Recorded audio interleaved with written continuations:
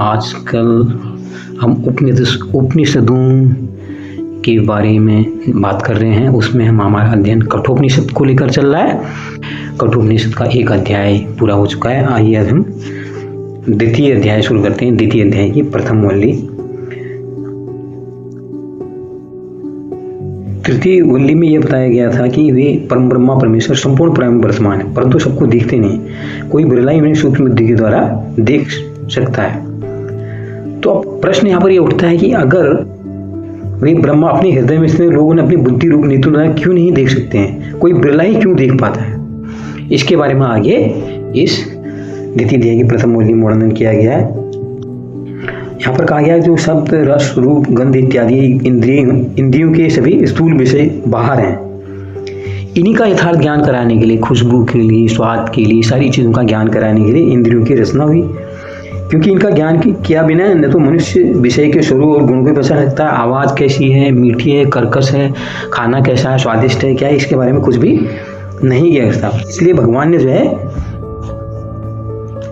इसलिए इंद्रियों का निर्माण किया, ताकि उनके द्वारा जो इंसान है अपने शुभ कर्मों का संपादन कर सके, अच्छी चीज़ें जान सके, शुद्ध बुद्धि अच्छे विषयों का अपना अंदर ग्रहण कर सके, ताकि वो परमात्मा की ओर अग्रसर हो।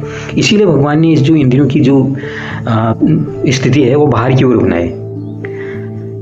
लेकिन मनुष्य को इतना विवेक नहीं है। जो आदमी भोगों में दौड़ रहा है वो इन इंद्रियों का उपयोग परमात्मा को पहचानने के लिए नहीं, इसके नकारात्मक नरकों में पहनने वाले अशुद्ध विषय भोगों में लगाता है इनको। तो इसीलिए भगवान के यहाँ पर दर्शन नहीं होते। ये यमराज नचिकेता से कह रहे हैं कोई बिरला ही बुद्धिमान मनुष्य ऐसा होता है जो सत्संग स्वाध्याय भगवत कृपा से अशुद्ध विषय भोगों के परिणाम दुख को जानकर अमृत स्वरूप परमात्मा को प्राप्त करने की इच्छा से इंद्रियों को बाहर के विषयों से लौटाकर भगवत संबंधी विषयों की ओर, अंतरात्मा परमात्मा की ओर लगाता है और उनको देखता है। लोग क्या होते हैं, बाह्य विषयों की जो चमक धमक है, जो हल्ला गुल्ला, आजकल जो शो ऑफ करने का जमाना है, इतने सोशल नेटवर्किंग साइट बन गई, वहाँ पर क्या है, कोई अपनी गाड़ी दिखा रहा है, कोई कुछ दिखा रहा है, कोई कुछ दिखा रहा है, यही सब तो दिखाता है। लेकिन यहाँ पर कहा गया है कि ये सारी चीज़ें क्या है, ये आपात रमणीय है, क्षणिक सुख है, और इसके कारण से आदमी मृत्यु पास में बार बार बंधा रहता है और बार बार आदमी मरता है, बार बार जीता है। लेकिन जो इनको जान लेता है वो फिर ऐसी गलती नहीं करता। नहीं तो जो भोग तो है वो कुत्ता बिल्ली जितने जानवर हैं, जानवर भी कर रहे हैं, लेकिन आदमी सोचता नहीं यार ये जानवर जो भोग कर रहा है वो तो मैं भी कर रहा हूँ, मुझमें इनमें अंतर है, ऐसा नहीं समझता ना। इसलिए सब जो है, जो ज्ञानी जानकार होते हैं, इस अमृत स्वरूप नित्य ब्रह्म को प्राप्त करता है। वो पता है कि इसी शरीर से उसको प्राप्त किया जा सकता है। इन शब्द स्पर्श रस रूप और गंध इत्यादि विषयों की ओर या जो विपरीत लिंग के प्रति जो होने वाला आकर्षण है, जिस सुख के लिए परमात्मा से ज्ञान की शक्ति मिली कि ये सुख है, उसी ज्ञान से आदमी को ये भी पता लगता है ये तो सब क्षणिक है, मोमेंट्री है, तब आदमी सोचता है नहीं यार ये क्षणिक नहीं है, मुझे कहीं और जाना है, इसका उद्देश्य कुछ और है।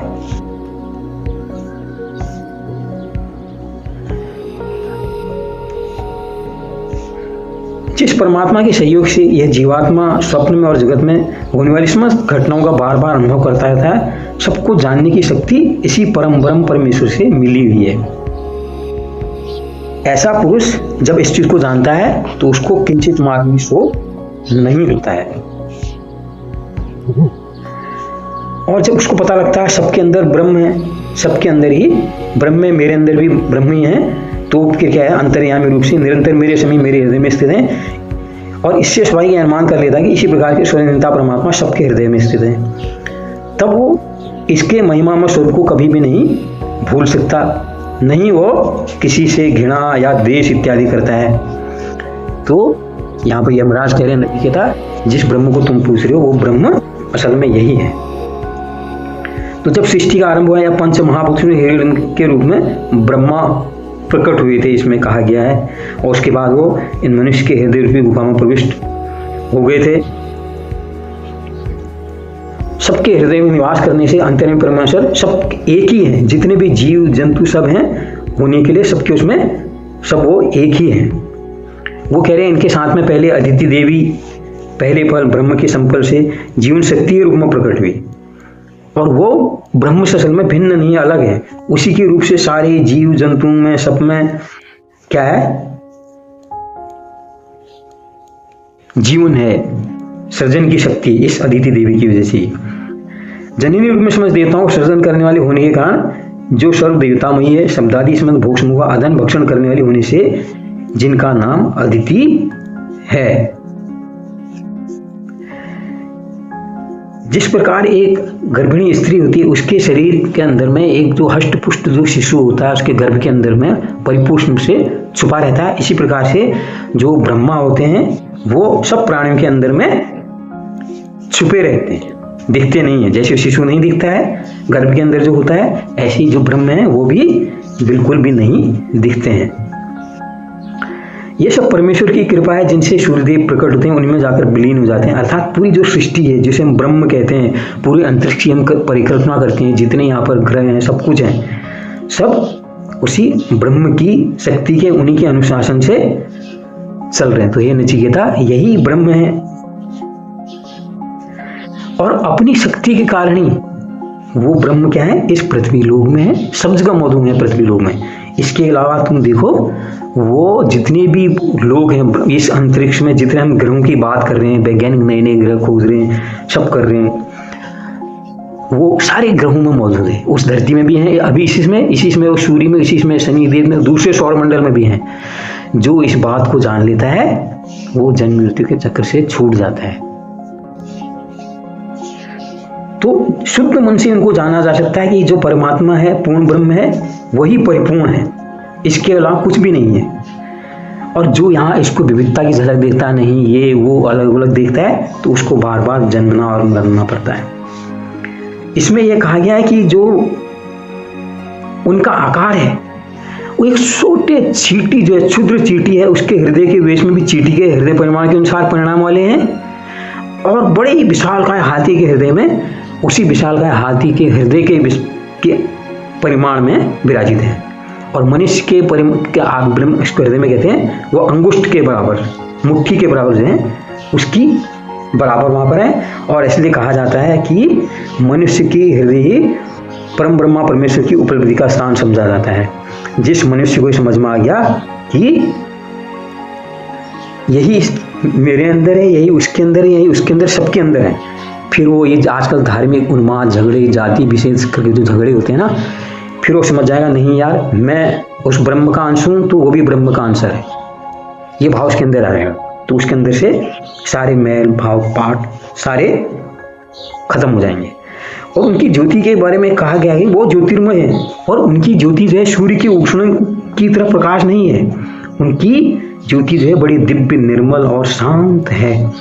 जो सांसारिक ज्योति है ना, उसमें तो धुआं निकलता है, धूम्र इत्यादि दोष है, लेकिन जो ये ब्रह्म है उसकी ज्योति में कोई धूम्र दोष नहीं होता, कोई ये दोष रहित है, विशुद्ध है। बाकी जो लौकिक ज्योतियां हैं वो घटती हैं, बढ़ती हैं, बुझती हैं, सब खत्म हो जाती हैं, लेकिन जो ब्रह्म की ज्योति है ये हमेशा एक साथ एक लपट में एक साथ जलती रहती है।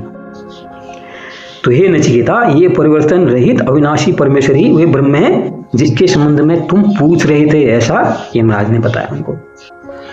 अब यहाँ पर एक उदाहरण क्या किया है, जैसे वर्षा का जल एक ही है, वर्षा का जल एक ही है, जब ऊंचे पहाड़ पर्वत की उबड़ खाबड़ चोटी पर बरसता है तो वहां पर ठहरता नहीं, नीचे की ओर बहकर अलग अलग वर्ण आकार और गंध को धारण करके जो जो जहां जाता है वहां का गंध उसको लेके चले जाता है। इसीलिए जो इंसान होता है ना, परमात्मा को अलग अलग मानता है, इसीलिए वो अलग अलग देवी देवता अलग अलग तरीकों से उसकी पूजा करता है।